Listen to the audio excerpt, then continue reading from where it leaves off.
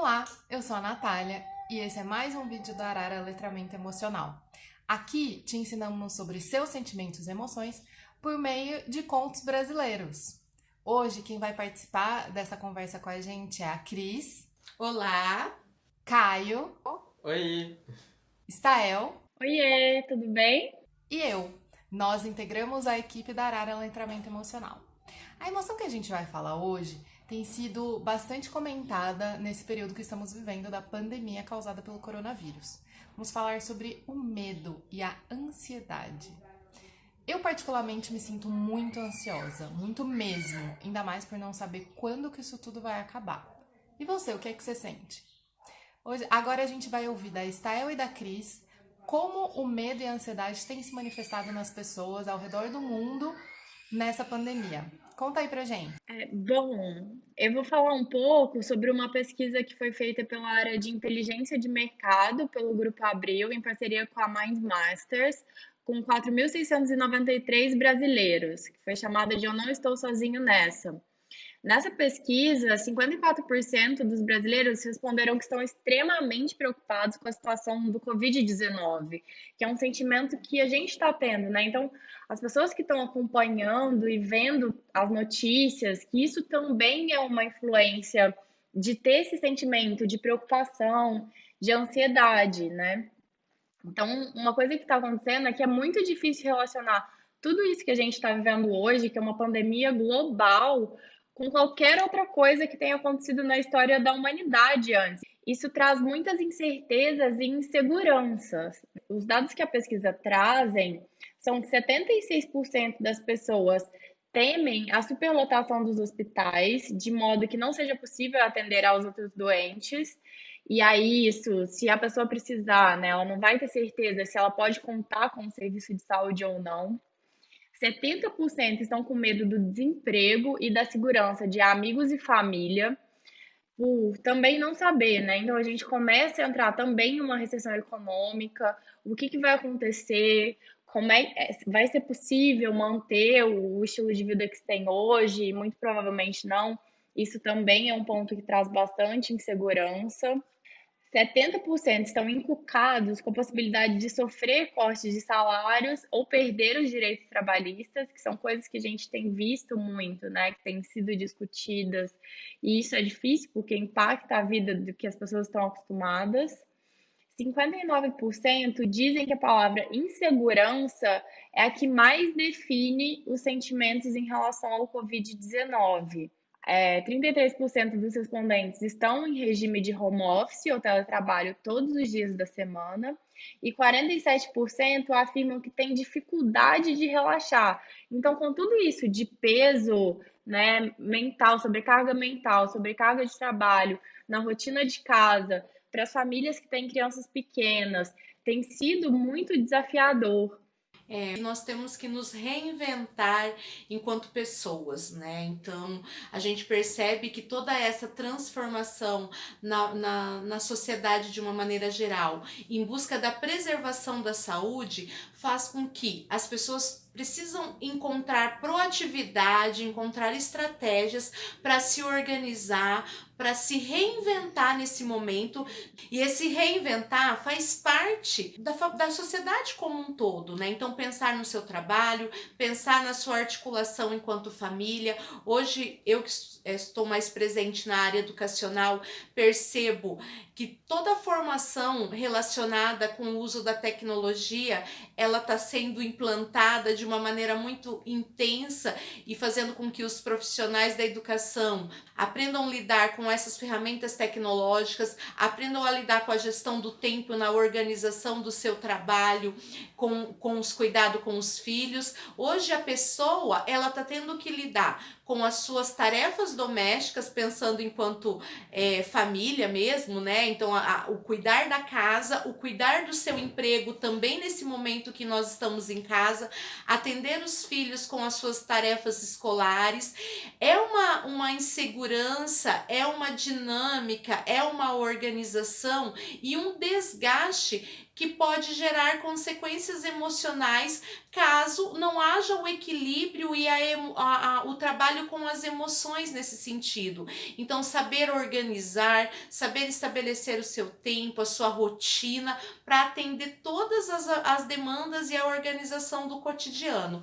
Então, a pesquisa traz aqui que nós temos dados importantes com relação a desemprego, e é algo que afeta muito as famílias, o reinventar enquanto sujeito para ganhar o mercado de trabalho e a sustentabilidade da sua família.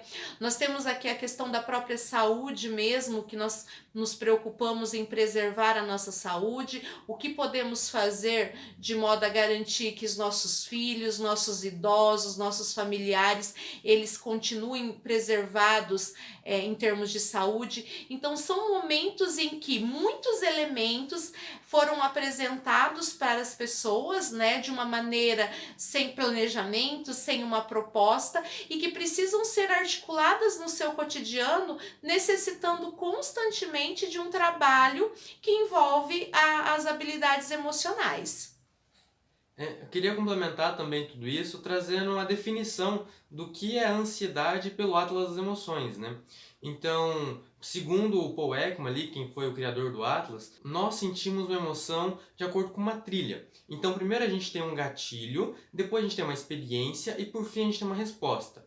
No caso da ansiedade, que é a nossa experiência, né, que é o nosso sentimento, o gatilho que as pessoas estão tendo são esse ficar em casa, né? Esse não poder sair na rua, não saber quando o vírus vai passar. E isso gera a ansiedade, que é a incapacidade da pessoa conseguir lidar com um evento real ou imaginário.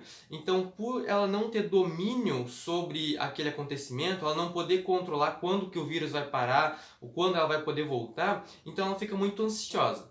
Com isso, ela tem uma resposta, e algumas delas são desde ficar paralisado, titubear, retirar-se, ficar preocupado, ruminar. Então, são várias respostas possíveis para a ansiedade. E muitas pessoas agem de formas diferentes. A gente fez uma pesquisa no nosso Instagram, se você não segue a gente, segue lá, é Arara Letramento Emocional, que a gente constatou que 71% das pessoas estão sentindo ansiedade nessa pandemia. E sendo que a resposta mais frequente da ansiedade é a pessoa titubear. Pra quem não sabe, o titubear é quando a gente engasga, a gente fica meio inseguro, não sabe bem o que dizer, tem um pouco de dúvida e fica meio assim duvidoso de como se posicionar. É isso aí que é titubear. Você tá se sentindo assim também? E aí, agora a gente quer saber como que a literatura aborda temas semelhantes a esse. Aqui na Arara Letramento Emocional, a gente quer te ensinar sobre os seus sentimentos e emoções por meio da literatura brasileira, por meio de contos brasileiros. E hoje não vai ser diferente. A gente vai falar de 2 contos brasileiros muito relevantes para a nossa cultura. Um conto se chama Moça Tecelã, que é da Marina Colasanti, e o segundo vai ser O Doce de Teresa, da Flávia Salvari. Vocês conhecem esse conto? Se você não conhece, eu vou te contar um pouquinho sobre ele. O conto da Moça Tecelã narra o dia a dia de uma moça que tece e nada lhe falta, passa os seus dias a tecer. A moça usa o seu tear para expressar os seus sentimentos. Através das cores das linhas, a moça tece a vida e os seus humores. Em um dado momento, ela começa a se sentir sozinha e com a necessidade de uma companhia, um marido ao seu lado. Imediatamente, ela começa a tecer o marido que tanto sonha. Ela foi muito feliz durante um tempo com esse marido que ela teceu. Porém, o seu amado se mostrava ganancioso demais e foi demandando da moça cada vez mais e cada vez coisas mais luxuosas. No auge do seu confinamento causado pelo seu próprio marido, ela percebe que ela não precisa mais disso para ser feliz. Então, diante daquela situação, ela resolve destecer o próprio marido, para então voltar à sua vida simples e perceber que é isso que basta para ser feliz. Gostou? Se você quiser saber mais, clica aqui para ler o nosso conto, a leitura do conto, por nós, pela equipe do Arara Letramento Emocional. Esse conto é muito bom e eu recomendo fortemente a leitura. A moça tecelã, ela vem bem de encontro com esse momento em que nós estamos, né? Um momento em que a nossa imaginação ela é muito fértil, porque a partir do momento que nós estamos em isolamento, a nossa imaginação passa a criar partes dos nossos medos, das nossas ansiedades, são construídas e fundamentadas com aquilo que nós pensamos. Então a personagem ela começa a imaginar um sol, ela pega um fio de cor clara e tece o sol e tece a manhã, sentindo a necessidade do calor, diminuir esse calor, ela pega um fio num tom mais cinza e tece ali as nuvens, né, para minimizar esse calor. E é isso, tudo isso vai criando essa imaginação e ela vai construindo sentimentos e necessidades dela enquanto pessoas. E aí vem uma indagação. Quais são os nossos sentimentos e o que nós estamos tecendo, o que nós estamos desenvolvendo nesse momento de pandemia? Sabemos que temos que ter todo esse cuidado e essa preocupação com relação à nossa saúde, à nossa preservação, mas até que ponto os nossos anseios e os nossos medos, aquilo que nós estamos tecendo enquanto medos, nos trava e nos permite a não avançar enquanto pessoas, porque como eu mencionei anteriormente, esse momento de pandemia, ele necessita muito que as pessoas sejam criativos, proativos. E quando a gente tece medos, anseios, até que ponto isso nos trava, nos bloqueia para os avanços, para a inovação, para tentar superar esse momento de dificuldade. Então esse conto, ele traz toda essa análise constituída também, que nós podemos pensar no isolamento, na questão de não querer estar sozinho, trazer pessoas para o nosso convívio e que nos remete a depois até um abuso, né? Que ao término do texto você consegue perceber esse abuso por parte do marido, e a coragem de pegar tudo aquilo que estava sendo constituído, montado, o seu castelo, o seu palácio com seus cavalos, toda a riqueza em que a moça tecelã teceu ao longo da vida, e ir puxando fio a fio e desmanchando aquilo para um novo recomeço. Então, esse conto ele traz essa ideia da nossa capacidade de tecer, de criar de acordo com a nossa imaginação e, ao mesmo tempo, a nossa autonomia com a nossa vida para desmanchar e começar sempre que necessário um novo recomeço. Bom, como eu falei, vamos te ensinar sobre sentimentos e emoções por meio de contos brasileiros. Queremos enaltecer a cultura brasileira.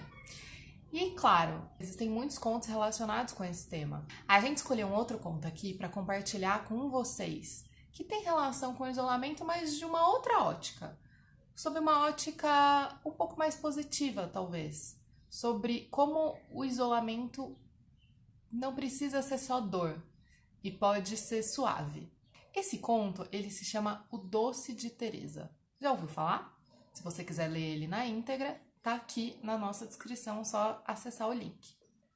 O Doce de Teresa é um conto da Flávia Salvari, que conta a história de uma mulher que criou 7 filhos sozinha. É muita gente, né?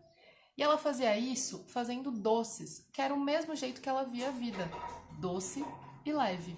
Para ela nada nunca lhe faltava e ela nunca reclamava.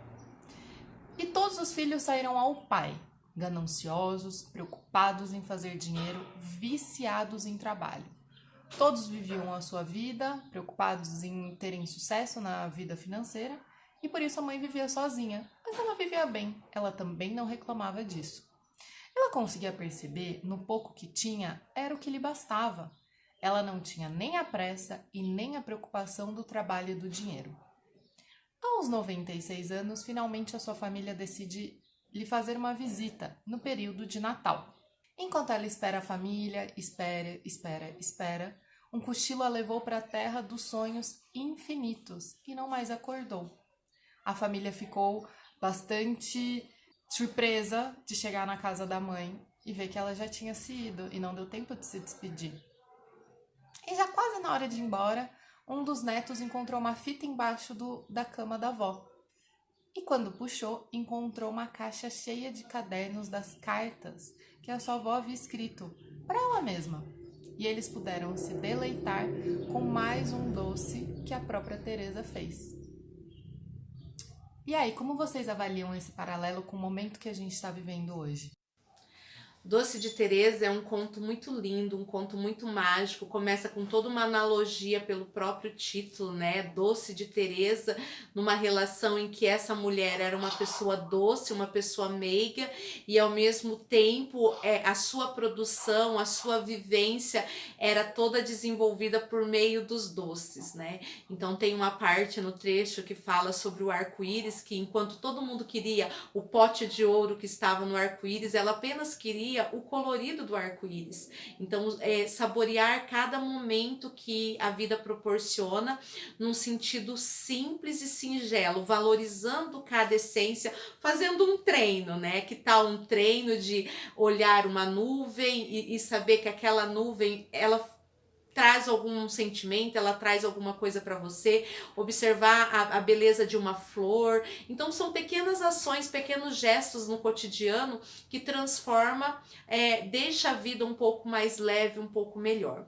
E no Doce de Teresa, nós podemos aqui relacionar com o período de pandemia a questão do idoso, né, que o conto termina com ela aos 96 anos e durante toda essa sua trajetória de vida, um pleno isolamento social do qual Teresa conseguiu manobrar, conseguiu desenvolver com ações do seu próprio, do seu próprio instinto, né? Então, nos momentos em que havia essa necessidade, o sentimento de solidão, porque antes ela escrevia cartas para a prima, mas a prima não está mais viva, vai escrever cartas para quem? Escrever cartas para ela mesma. Então, relatar o movimento de colocar suas angústias, seus sentimentos, suas emoções, tudo por meio da escrita, foi uma solução em que Teresa encontrou para que naquele seu momento de isolamento social causado não por uma pandemia, mas sim por, às vezes, o próprio contexto da família, ela identificou para suprir aquele vazio e aquela necessidade que ela tinha naquele momento.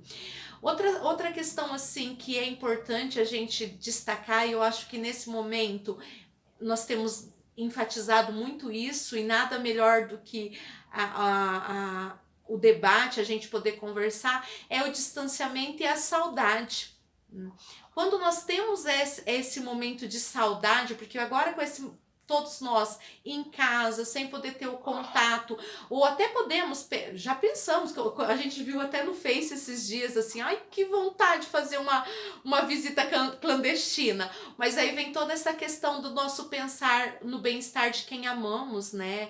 Eu não quero correr o risco de transmitir a doença para os familiares, então a gente acaba ficando nesse isolamento social.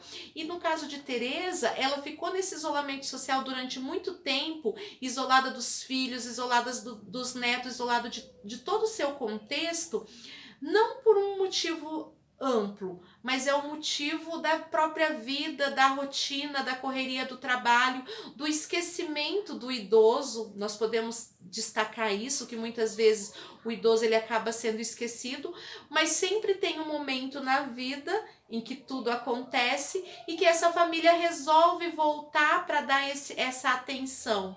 Só que esse momento foi tarde demais, então a gente consegue pensar e fazer uma relação desse momento com a pandemia, com o conto, em quantas oportunidades nós deixamos às vezes de usufruir, né, vamos dizer assim, por problemas, vou usar o termos assim, desculpas, não sei se seria o melhor termos, mas de deixar de ter esse contato com as pessoas que amamos, sem uma justificativa tão fundamentada. Então, dentro da nossa organização do tempo, estar junto de quem amamos, eu acho que é o primordial. Um dos medos de perder as pessoas que amamos é justamente isso, você não poder dar o apoio, não poder ter o contato, né?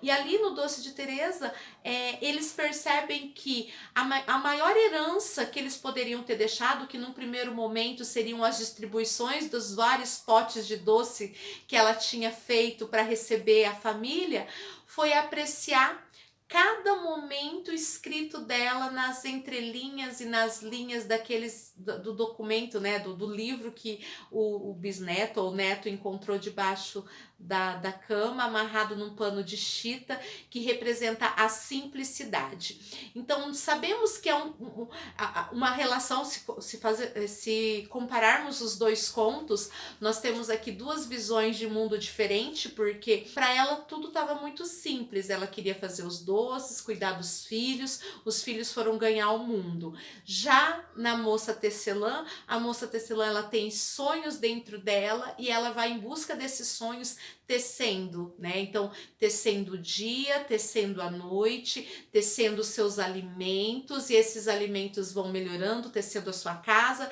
tecendo o seu palácio, tecendo o seu castelo, tecendo seus criados, e volta para a simplicidade da vida no final, quando ela destece tudo. Então são elementos apresentados no conto, que o conto, como eu sempre digo, a literatura ela permite isso, essas lacunas, que podemos relacionar com o momento atual, mesmo não sendo algo escrito nesse momento de pandemia. Então o processo da nossa imaginação, aquilo que nós criamos e desenvolvemos dentro das nossas mentes e que influencia diretamente na nossa forma de agir, aquilo que esperamos do outro, né? Então, como que o outro se relaciona e pode proporcionar a empatia, o desenvolvimento dessa convivência mais harmoniosa com todos. Bom, ouvindo você falar sobre esse conto, eu pensei em duas coisas. Para mim ficaram muito evidentes. Liguem para os seus avós se eles ainda forem vivos. Agora, falem com eles, mande um abraço, mande um carinho, porque eles precisam disso agora, ainda mais os que estão sozinhos. E segundo, eu acho que a gente está vivendo uma situação sem precedente, que é uma pandemia mundial causada por um vírus. E isso vai ser fonte de produção de muito conteúdo no futuro, então algo que pode nos ajudar duplamente é ter um diário. O diário vai poder nos lembrar do que aconteceu nesse período, e também é um período da gente se avaliar, se analisar, olhando talvez um pouco de fora, e olhar os nossos sentimentos cara a cara, encarando. Então a escrita, a cartas para você mesma, eu acho que é outra lembrança, outra memória que eu vou guardar com carinho desse conto, que eu achei ele muito legal, muito relevante para o que a gente está vivendo hoje. O que você achou, Stael? Bom, gente, com esses contos a gente tem uma visão de mulheres fortes, né, de protagonistas que criaram a realidade que para elas fazia sentido dentro de um contexto de isolamento, né? A moça tecelã viveu ambições, teve grandes conquistas para entender que a felicidade para ela estava na simplicidade do que ela vivia e do que ela tinha, que ela não precisava de muito luxo, de muita coisa, que ela conseguia criar para ela o que ela precisava. E o Doce de Teresa, além da visão do outro, do cuidado idoso, é muito legal a visão da própria Teresa, que ela criava o que ela tinha necessidade, né? Então, mesmo sozinha, ela se sentia bem fazendo os doces, colhia os gravetos para fazer o fogo que ela precisava para cozinhar, né? E estava tudo bem. E no convívio social, então ela escrevia as cartas. Eu acho que isso de escrever é muito importante para a gente conseguir externalizar os nossos sentimentos. Então, é uma prática para a gente desenvolver. Além disso, nesses momentos de grande dúvida, de grande sobrecarga, ter uma rotina mesmo bem estabelecida, né? Hora de acordar, o que que eu faço? Ter um momento de tomar sol, né? Eu sei que agora tá difícil, né? Principalmente em cidades que tem menos sol. então ficar dentro de casa, mas ficar um tempinho na janela, sentir esse sol, pensar na saúde, comer alimentos saudáveis, com o nosso corpo bem, a gente consegue enxergar as coisas de um jeito melhor. Então, eu acho que os contos trazem muito isso, né? Dessa rotina, dessa constância. Nesses momentos que podem ser muito difíceis, a gente pode conseguir enxergar coisas boas nisso, né? Aprender coisas novas. Para mim, essa é a mensagem que fica.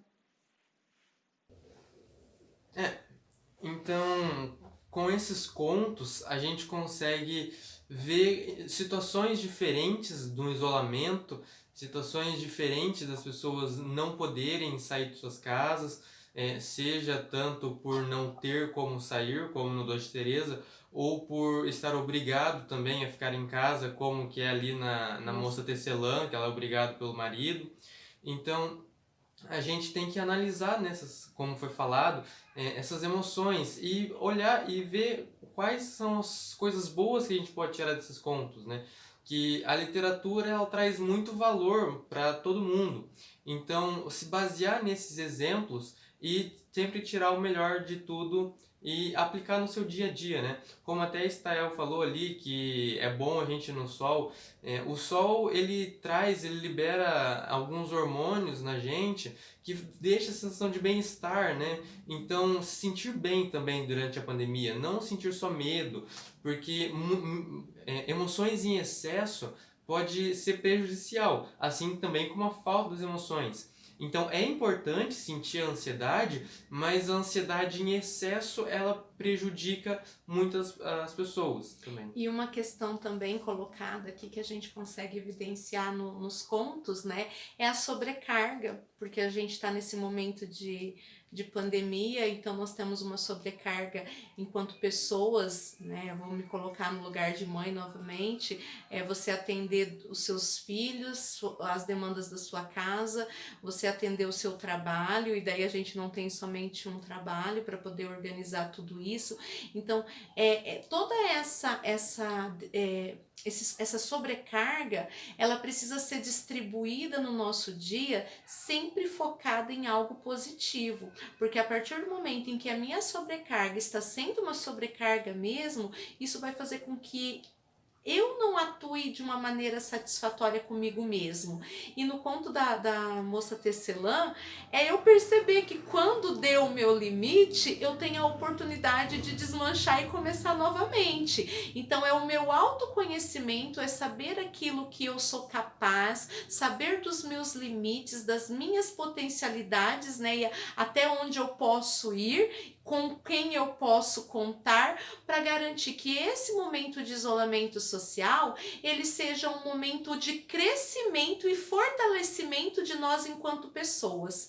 Então isso é um ponto muito importante que ressaltamos aqui, analisando as literaturas e pensando nesse momento de pandemia.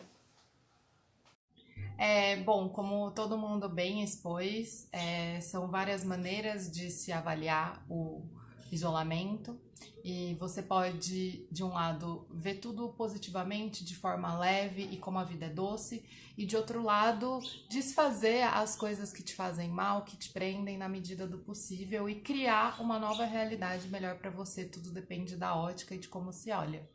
Obrigada por ter assistido até aqui. Fica de olho no nosso canal, assiste os nossos próximos vídeos e escreve aqui pra gente o que mais você quer aprender sobre suas emoções e sentimentos. Um beijo! Tchau, até a próxima. Tchau, tchau, gente. Muito obrigada.